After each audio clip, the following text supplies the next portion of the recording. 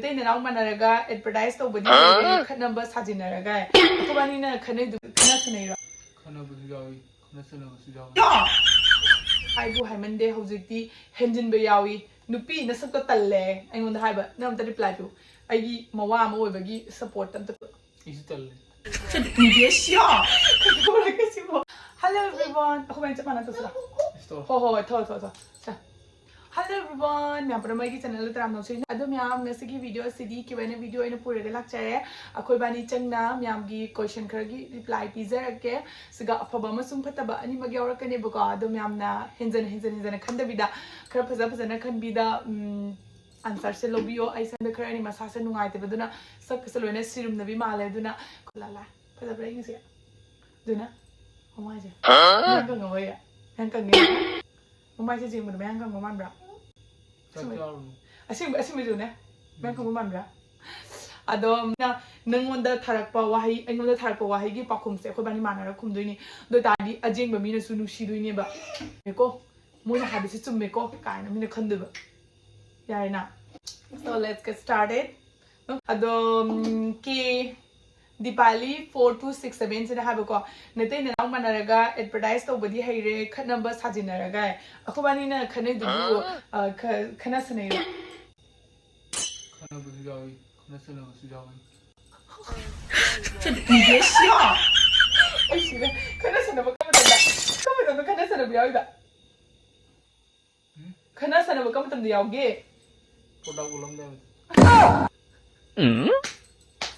No one jump shing the canal had much of the shot. I see it. Adom, Kusagi answer Tabireko, next time lager. Yam no, I doing a see Pocum Piba, kind of say video say. Nasak Torido, Yam Patre, Haradi, Chamjamani, Nasakto, Haibu, Hamende, Hositi, Henjin Bayawi, Nupi, Nasaka Tale, and on the Hiber, now the reply to. Agi Mawam Ovagi support them to people in Kayadu. Is it all? Huh? Please. Adu am sigi answer somebody a cosa out in the Kunge period of Matamda in a quite comfortable in a seasonary say, everteen menstrual period panties in a book.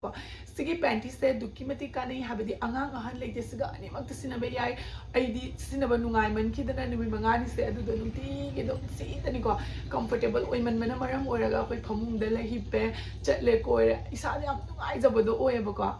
Panties cigar, going to chumnagi normal panties cigar, Kenabaseka or doing an animaki Kenabaseka shumlate, go Sina Machao in a lakani, Duga, Sina Achobo in a lakani, Adusis in a Kangao, Tabapang to Ibukomana, Kangao, Dumina, Dum Sielaga Manunda, Isadi uncomfortable or a gako in under Nabagitching Nabalataba, Mapan the Gayam was a laber yawe, Aduga Manu, soft oil with the oil, more libuka, Aduna, see any Sigi Maraxiga, Assasina.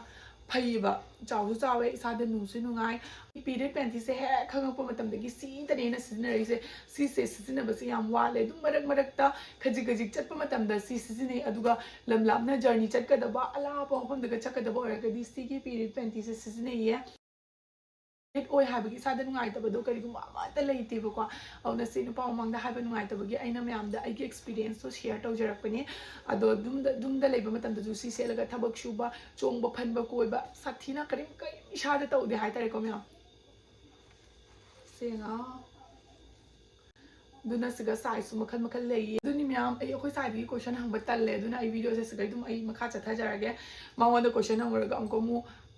I matakta to oinang hangin mi kaina matukali din amati ay matakta to oinang hangin ado din na miyam ay gi oina di sigi products yam kanare miyam na pama talaga di ay link description capture magi miyam chalaga adum check out to send biro Adosi se ko aina ne mayam dam tang demo taraga ulake na tau bane mai package segar ni maina hundok pa matam dos mai segar go hunje ki doini do aina ne manung da ising jap chalaga kyam absorb to bangam ge ha do yeng se ko exam na ma chupsan mangam bane ai siga haijali se ai tissue paper na taraga amuk test taraga yinghan bani ko mayam da nungai bane ta sengna manung sisu yam mole aduga ising se sung pau deba isada khang da ba hai tare ba ko I guess my second the Paja the long the H&P side to me because I'm down near the market and side to me, your side of video can number the battle leather works is how we am no item, but do not suck my only come to get Lana wakhan nungaid꯭ꯔꯒꯗꯤ sak maaju thijanbani masakju thijanbani bako ado kaigino khangdi bako aise handak masase yam sathina nungaite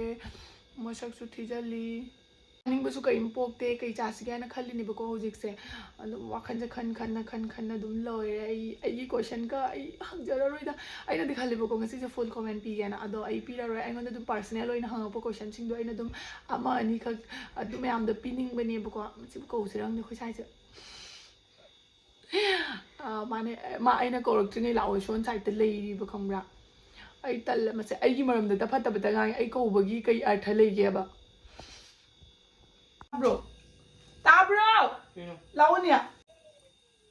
Nangi style comment ama pizarake, nangi nawadugi discipline khara tau, maitei no kaya adugi nang daw na taude, jamna su comment athiba mong su nungaite, maitei ano oibenina phajahaningi blog ta paisa talini aina su khara discipline oiba mong da hena phajahaningi makha tabadi na sana khangkhre ai kedoge no ngada.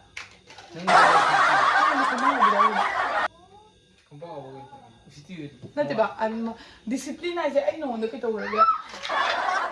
Ay no ndo fuga daw. Yawi.